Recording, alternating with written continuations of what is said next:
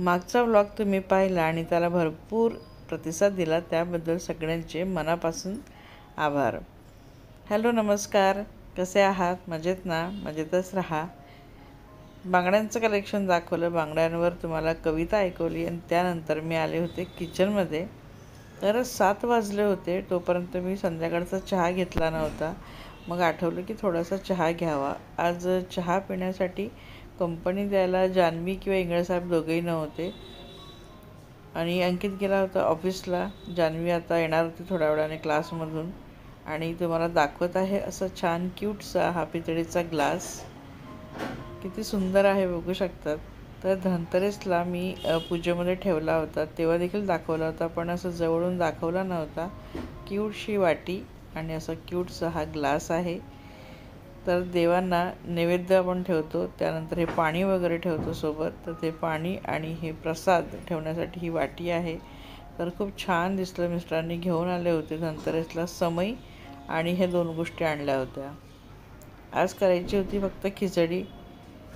तर कांदा वगैरे कापत होते, तोपर्यंत चहा झाला आणि म्हटलं छान निवांत चहा पिऊ. तो गार होते तोपर्यंत मी कांदा, मिरची, लसूण हे सगळं काही कट करून ठेवते.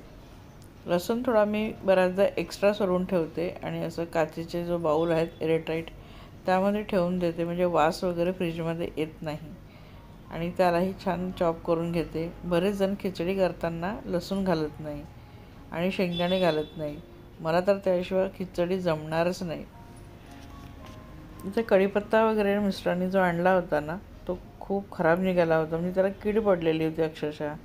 तर मी तो टाकून दिला. म्हटलं अगदी म्हणजे खाणं आहे म्हणून काहीतरी खायचं नाही, म्हणून त्यातून काही जी काही पानं चांगली होती ती निवडून घेतली आणि बाकीचा फेकून दिला आणि जो चांगला होता तो धुवून ठेवला. संध्याकाळी बऱ्याचदा काय होतं ना, असं निवांत अगदी इझी काहीतरी खायची इच्छा होते, म्हणजे फार जड नको असतं, भाजी चपाती हे नको असतं. मग खिचडी हा पर्याय खूप चांगला आहे. मी बऱ्याचदा ओट्ससुद्धा करते माझ्यासाठी. जेव्हा मला भाजी चपातीसुद्धा खायची नसेल ना, तेव्हा मी ओट्स बनवते. मला खिचडी बनवताना लक्षात आलं की माझे जे डाळीचे डबे आहेत ना, ते रिकामे झाले आहेत. 2 डबे रिकामे झाले होते, मूग डाळचे आणि तूर डाळचे. तर दोघांचेही पाऊच काढले आणि आधी त्यांना फिल करून घेतलं. जेव्हा मी किचनमध्ये काम करत असते तेव्हा जर माझ्या लक्षात आलं की कुठली वस्तू बरणीतली किंवा डब्यातली संपली आहे, ते फिल करायची आहे, तर मी लगेचच हे करून घेते. मग जिरा, मोहरी, मीठ, मिरची किंवा हे डाळी वगैरे असेल तर ते सगळं मी फिल करून घेते आणि त्याचा वेगळा डबा ठेवते जास्त वस्तू ठेवण्यासाठी. मस्त चहा घेतला आणि हॉलमध्ये येऊन बसले निवांत एकटी. तुम्हाला किती जणांना वाटतं की थोडंसं कधीतरी एकटं राहायला पाहिजे? मला माहिती आहे बरेच जण असे असतात की ज्यांना गोंधळात आवडते आणि काही जण माझ्यासारखे असतील की ज्यांना कधीतरी एकटं राहायला आवडतं, अगदी एकांतमध्ये. मी त्याच लोकांमधली आहे की मला कधीतरी छान असं एकटं राहायला खूप आवडते. स्वतःशी गप्पा करायला मिळतात किंवा आजूबाजूला ना न्याहाळायला मिळतं. आणि त्यावेळेस जेव्हा आपण एकटे असतो तेव्हा फोन बाजूलाच ठेवायचा. फोनमध्ये बघत बसण्यापेक्षा छान असं इकडे तिकडे बघायचं, विचार करायचा, थोडंसं आत्मचिंतन करायचं. ही खूप चांगली गोष्ट आहे. तेव्हाच आपल्याला आपल्या चुकासुद्धा कळतात. मी खूप वेळपर्यंत छान एकटे बसले होते. नंतर मग मोबाईल बघितला आणि कळलं की आता वेळ होतो आहे अंकित यायचा. किचनमध्ये गेली खिचडी लावायला. तर आधी विचार केला की भांडी लावून देते, पण हे सगळ्यात कंटाळवाणं काम आहे माझ्यासाठी. मी ते भांडी तशीच ठेवली. दुपारी 4 वाजताच प्रियंका घासून गेली होती, पण तरी मी त्याचा आळस केला. मला ह्या कामाचा फार आळस येतो, हे भांडी लावण्याचा. मी तशीच पडू दिली आणि खिचडी लावायला घेतली. खिचडी लावायला फार तसं वेळ लागत नाही, अगदी 10 मिनटात खिचडी होते आणि सगळ्यांना घरामध्ये आवडते देखील. तिथे खिचडी वगैरे बनवत आहे बघा. मी म्हटलं ना, मला शेंगदाण्याशिवाय जमत नाही. पोह्यांमध्ये किंवा मग खिचडीमध्ये हे शेंगदाणे पाहिजेच असतात. तसं संध्याकाळचा हलका फुलका जो स्वयंपाक असतो ना, तो करायचा असला की छान निवांत वेळ देखील मिळतो. बाकी तर मग रोज भाजी चपाती वगैरे आहेत. सकाळी कोरड्या भाज्या म्हणतात टिफिनला वगैरे आणि संध्याकाळी मोस्टली ग्रेव्हीचीच भाजी आमच्याकडे होत असते. आणि इंगळेसाहेब नसले ना की मग आम्ही असा चान्स मारतो आणि खिचडी करतो. तर असं मी म्हणजे आम्ही खानदेशकडचे असल्यामुळे आम्हाला खिचडी जास्त प्रिय आहे. जेवण वगैरे झालं त्यानंतर मग खूप दिवसापासून मला जान्हवीचे कपडे व्यवस्थित लावायचे होते, कारण तिलाही वेळ मिळत नव्हता आणि मला जरी वेळ मिळाला तरी तिचे कपडे कुठले ठेवायचे आहेत, कुठले नाही ठेवायचे आहेत, अगदी व्यवस्थित रेग्युलर यूजचे कोणते आहेत किंवा तिचे पार्ट टाईम जॉबला ती जाते तिथं तिला कोणते घालायचे आहेत, क्लासला तिच्या कोणत्या घालायचे आहेत, हे सगळं तिच्याकडून मला म्हणजे माहिती करून आणि सगळ्या घड्या करून ठेवायच्या होत्या. एक बॉक्स माझ्याकडे एक्स्ट्रा होता, त्यामध्ये तिचे कपडे ठेवायचे होते आणि त्यामुळे तिला आता मी बसवलं आणि म्हटलं तुझे कपडे दे, मी अगदी व्यवस्थित लावून देते.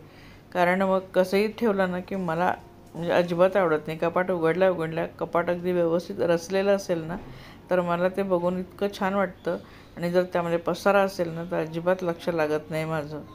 तर तिला म्हटलं चल मी लावून देते तुझे कपडे वगैरे व्यवस्थित, कुठले ठेवायचे कुठले नाही.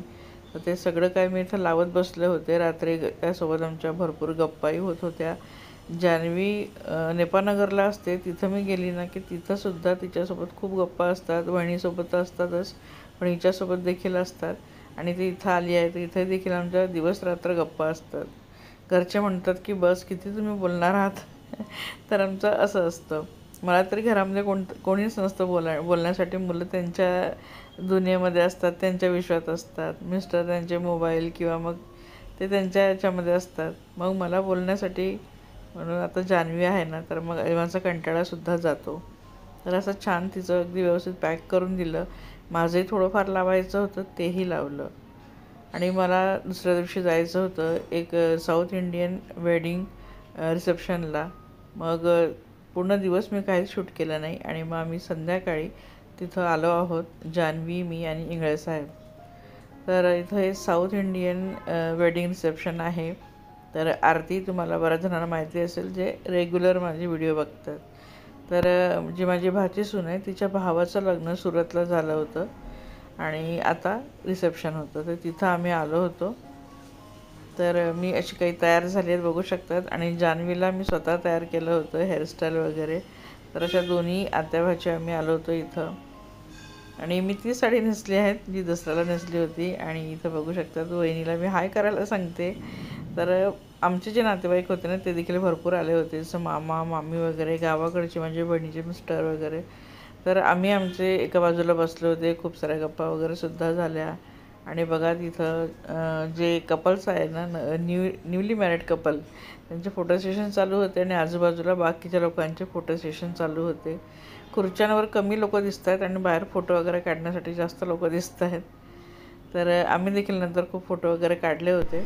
आता इथे एंट्री झाली आहेत मुलाच्या आईवडिलांची, नंतर जी नवरी आहे तिच्या आईवडिलांची, त्यानंतर माझा भाचा निलेश आणि भाचीसून आरती म्हणजे मुलाची मोठी बहीण, तर यांची एंट्री झाली आहेत. सारांश मात्र आमचा इकडे तिकडे खेळत होता आणि बाकी मग जे काही कपल्स होते त्यांच्याकडचे मुलीकडचे त्यांनी एंट्री घेतली, काही मुलाकडचे जे कपल होते त्यांनी एंट्री घेतली. तर मी यांना ओळखत नव्हते आणि बघा सारांश मध्ये मध्ये इथं खेळतो आहे. त्याला छान कोट वगैरे घातला होता, खूप छान दिसत होता, क्यूट दिसत होता सारांश, पण त्याला ते कपडे आवडत नव्हते. आणि इथं एंट्री झाली होती जी आरती ना तिच्या लहान बहिणीची. आणि शेवटी मग जे कपल्स होते न्यूली मॅरिड कपल त्यांची एंट्री झाली, ज्यांचं हे फंक्शन होतं, ज्यांचं हे वेडिंगचं रिसेप्शन होतं. दोघंही खूप छान दिसत होते, अगदी क्यूट कपल दिसत होते, मस्त. तर इथं त्यांची एंट्रीसुद्धा झाली आहेत आणि थोड्याच वेळात ना ते आता केक कट करणार आहेत. तर असं थोडक्यात छान आणि सुंदर असं रिसेप्शन झालं होतं. फार काही गर्दी नाही, फार काही लोक नव्हते, खूप छान सुटसुटीत वाटलं. त्या स्टेजवर पुन्हा त्यांची फॅमिली एकत्र झाली आणि तर दोघांनी केक कट केला, एक दुसऱ्याला भरवला आणि नंतर बाकी फॅमिली मेंबर्सला देखील भरवला. लग्न, हळद किंवा रिसेप्शन हे असे क्षण असतात जे कायमच्या लक्षात राहून जातात आणि हे क्षण खरं तर प्रत्येकाने छान भरभरून जगले पाहिजे, म्हणजेच आठवणी आपल्या साठवून राहतात आणि आपल्याला वेळप्रसंगी ते आठवून छान वाटतं आणि नव्यानं आयुष्य जगण्यासाठी ऊर्जा मिळते. दोघांनी छान कट केला केक आणि मग एक दुसऱ्यांना भरवला, नंतर सगळ्या फॅमिली मेंबर्सला त्यांनी भरवला.